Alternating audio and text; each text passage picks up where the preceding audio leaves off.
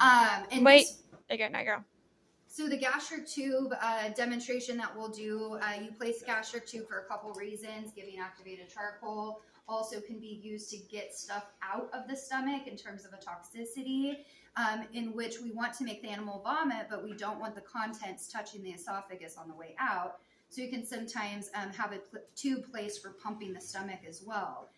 Gastric tube placement in an already intubated animal is stupid easy. You pretty much just place the tube. There's only one hole it can go down. But there are a couple things to take into consideration. This is a pretty standard stomach tube, but you'll notice the diameter is quite large.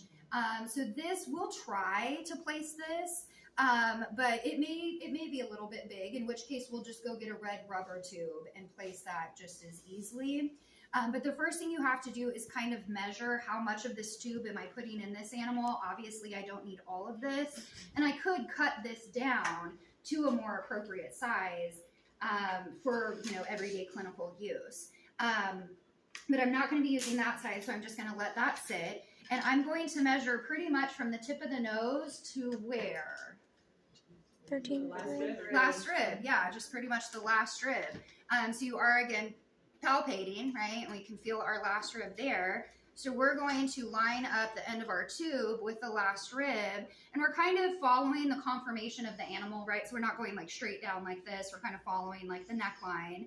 And we're going to say about here is about how far my tube needs to be placed into this animal.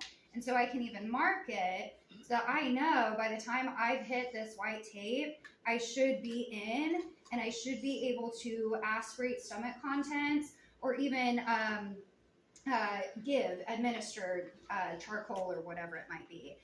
So we do have some lube here. You can lubricate just with water even, or just sterile lube just to make it go down the throat a little easier.